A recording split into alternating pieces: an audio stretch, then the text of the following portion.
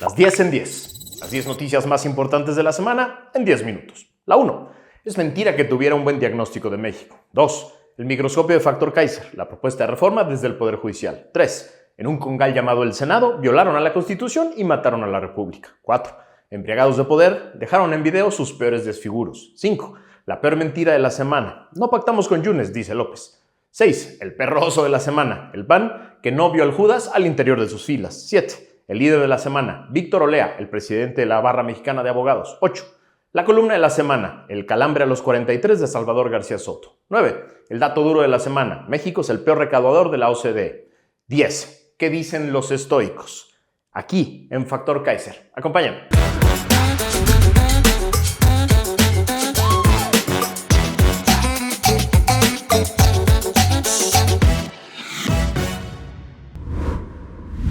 La 1. Es mentira que tuviera un buen diagnóstico de México. Tenía el diagnóstico correcto de los problemas de México, me siguen diciendo algunos incautos, respecto del señor que nunca quiso gobernar a pesar de llegar al poder en 2018 con todas las condiciones para ser el mejor presidente de la historia de México. Creo que ese es uno de los primeros errores que debemos dejar atrás ya, para siempre. ¿Tenía un gran diagnóstico de los problemas de México? No, definitivamente no, eso es falso. Lo que tenía era el pulso, la intuición de cuáles eran los peores dramas de México, nuestras peores frustraciones que podía explotar políticamente, nada más. Bueno, tenía un buen diagnóstico, pero pésimas soluciones, dicen otros más moderados. Te voy a poner un ejemplo del grave error que implica decir esto. López dijo por años que las causas de la violencia en México eran la pobreza y la desigualdad, ¿cierto? En Chiapas, Michoacán, Guerrero, Colima o Sinaloa hay mucha violencia porque hay pobreza y desigualdad, sostenían. Y así repitió hasta la náusea que si él llegaba al poder acabaría con la pobreza y la desigualdad, daría muchos abrazos a los malos y se acabaría con la pobreza y con la violencia. Según sus propias pobretólogas consentidas, de esas que dicen que fue un éxito su política social, en este sexenio se redujo la pobreza. Supongamos que tienen razón, que no es cierto. Y la política social de López fue un éxito rotundo de acuerdo con ese buen diagnóstico. La violencia y la inseguridad debieron haber bajado, ¿cierto? Pues no fue así. Estamos cerrando el peor sexenio, el más violento de la historia, con datos duros y oficiales. Este sexenio cerrará con el récord absoluto de homicidios de más de 200,000, que son muchos más de los que hubo en los sexenios de Fox y Calderón sumados, además del récord en desapariciones, homicidios de reporteros, homicidios de activistas, de derechos humanos y agresiones violentas a políticos. ¿Sigue siendo un buen diagnóstico? Yo creo que no. Dejemos de repetir esa mentira sin reflexionar con datos duros. La 2. El microscopio de factor Kaiser. La propuesta de reforma desde el Poder Judicial. Parte del discurso oficial es que no había contrapropuesta a su reforma destructiva que mata al Poder Judicial. Sí hay. Es muy rica y es muy completa y parte de un diagnóstico real, muy sincero y muy completo desde el Poder Judicial que quiere mantener su prestigio y su independencia. La presidenta de la Suprema Corte de Justicia y del Consejo de la Judicatura, la ministra Norma Piña, compartió el domingo pasado el documento La Reforma al Poder Judicial en voz de la Judicatura. Para elaborarla se integraron iniciativas surgidas del Encuentro Nacional para una Agenda de Seguridad y Justicia, desarrollado en 14 sedes diferentes de todo el país entre el 21 de marzo y el 8 de julio de 2024. También se revisó la literatura especializada, fuentes estadísticas, así como informes nacionales e internacionales de derechos humanos. Además de que se integraron planteamientos de académicos del Instituto de Investigaciones Jurídicas de la UNAM. Es decir, está sustentada en un diagnóstico serio, técnico, documentado y completo por expertos de verdad. Para su presentación, las propuestas fueron agrupadas en los siguientes rubros: seguridad pública, justicia penal, poderes judiciales locales, ética y legitimidad institucional, así como corrupción y nepotismo. También se hizo un apartado sobre el acceso a la justicia y la protección de los derechos humanos, el acceso a la justicia frente a la desigualdad, recursos judiciales efectivos, sistema penitenciario y defensa pública. Es decir, aborda de manera holística todos los aspectos que de verdad tienen que ver con justicia y acceso a la justicia. Yo ya leí el documento de 272 páginas que se presentó esta semana. Es muy claro, es muy profundo y muy completo. Si tú crees que vas a leer un conjunto de porras y elogios al Poder Judicial, te equivocas. Entran a fondo en sus propios problemas, los describen con honestidad y proponen soluciones reales a cada uno. ¿Muy tarde? No. Es el documento perfecto para tener como contrastar la aberración que aprobaron esta semana. La 3. En un congal llamado el Senado, violaron a la Constitución y mataron a la República. Sí, en un congal de mala muerte que llaman el Senado, vimos una de las peores borracheras de poder que hemos visto en este país. Como si estuvieran solos, en un antro de mala muerte, sin que nadie pudiera verlos, los senadores del nacionalpopulismo y sus aliados hicieron gala de los peores desfiguros posibles. No solo violaron todas las normas legislativas que pudieron, también cometieron delitos, a la vista de todo mundo, como secuestro, extorsión, soborno, abuso de autoridad, desaparición, amenazas. Ahí están los videos.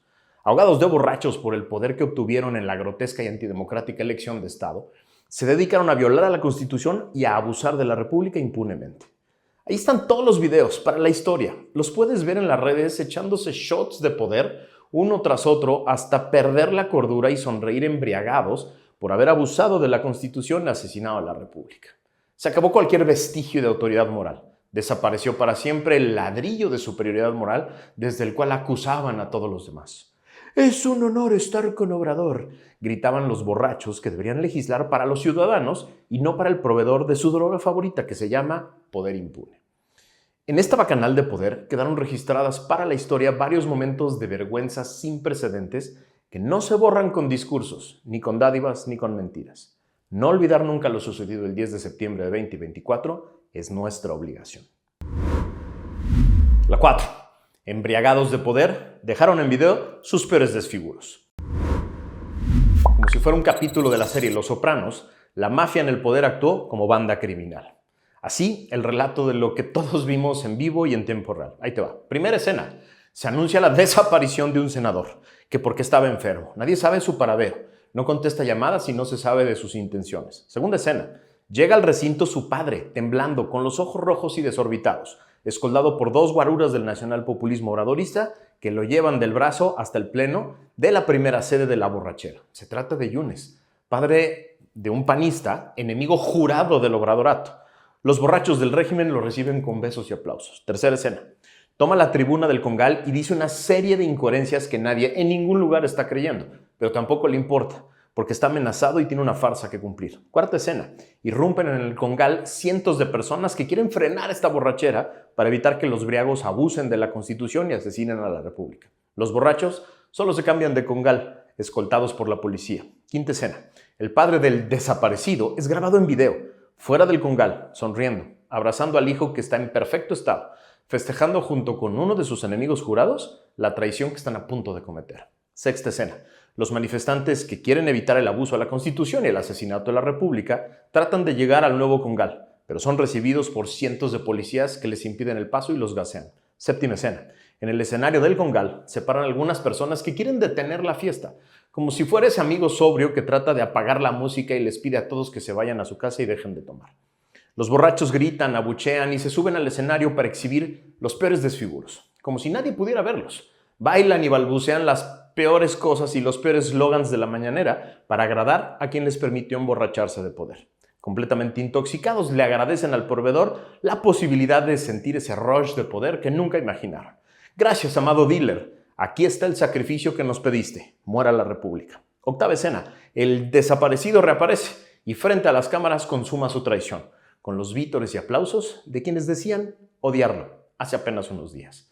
Un día vergonzoso que quedará para siempre en el mierdero de la historia. La 5. La peor mentira de la semana. No pactamos con Yunes, dice López. Cree que todos somos igual de pendejos que aquellos que todavía le creen y le celebran sus mentiras. En su infame mañanera del 11 de septiembre, una reportera valiente le preguntó a López sobre Yunes. ¿Qué se negoció? ¿Qué le ofreció?, le preguntó. López, haciendo gala de todo el cinismo que lo caracteriza, dijo, lo cito, nada absolutamente. Se piensa que hubo una negociación porque ese es uno de los problemas que tienen los conservadores y sus voceros. Creen que somos iguales que ellos. Cierro la cita. Esto no solo es una burda mentira, es un insulto a la más elemental inteligencia, carajo. Yunes es uno de los alumnos consentidos de la maestra Gordillo. Tiene años de ser perseguido por el obradorato y se sabe que es enemigo jurado. Hay decenas de videos de brutales declaraciones entre ambos. En 2016 fue electo gobernador de Veracruz, después de una brutal campaña contra el actual gobernador del estado, el impresentable Cuitláhuac, consentido de López, que generó una guerra entre el obradorato y los Yunes que duró hasta el 9 de septiembre de este año. Ese día, según López, mágicamente Yunes se convirtió en aliado de su movimiento, Aceptó ser el Judas de su partido y el tirador que dio el tiro de gracia a la República, por amor al obradorato. No joda, señor, que le crean los miembros de su secta.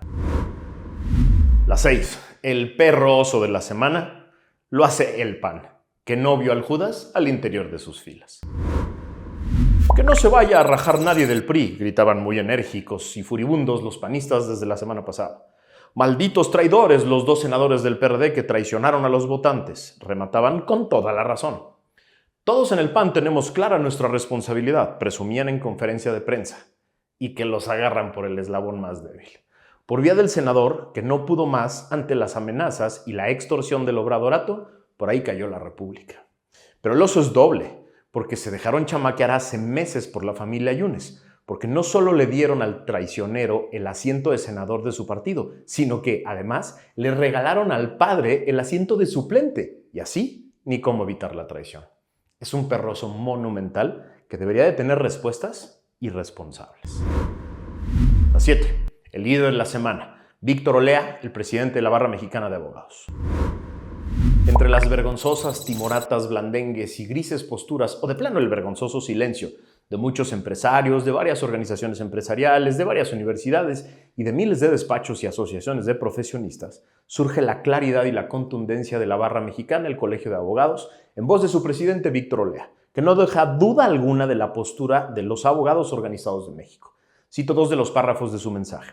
Sin duda es una reforma constitucional regresiva, inviable, antidemocrática, por decirlo menos. Causará graves prejuicios a toda la sociedad mexicana, a los justiciables, ya que implica una erosión a la separación de poderes. Afecta sin duda la independencia judicial y también seriamente estará en contra de la profesión legal. Estamos ante un franco espectro de indignación. Sin embargo, no podemos dejar caer los brazos, caer en la desesperanza, en el desaliento.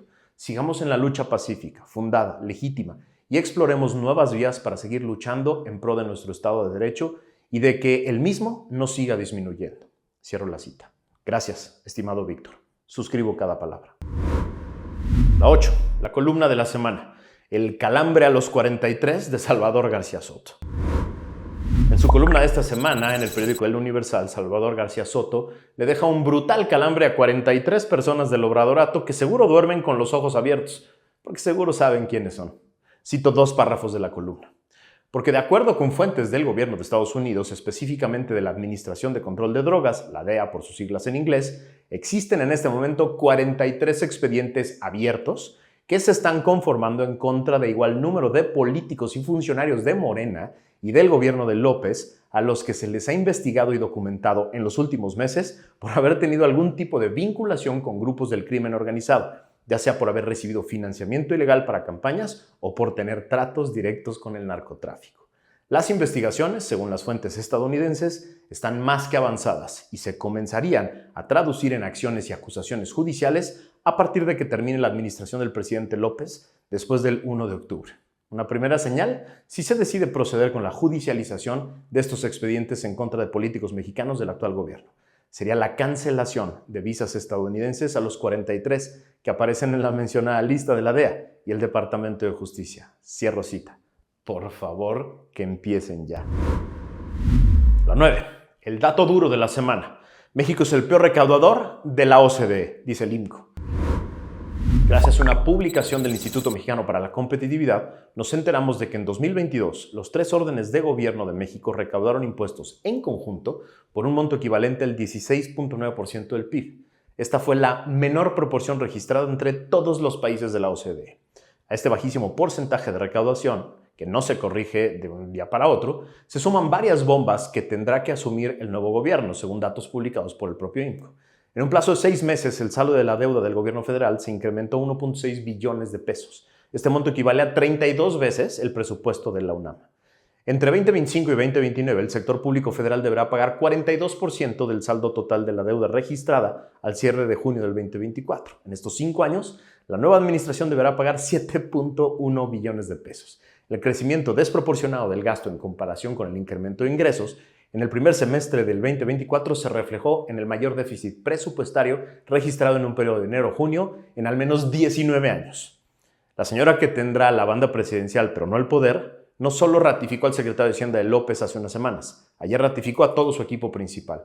Estabilidad, dicen algunos incautos. No, Imposibilidad de corregir los errores, digo yo, porque son los mismos que quieren taparlos.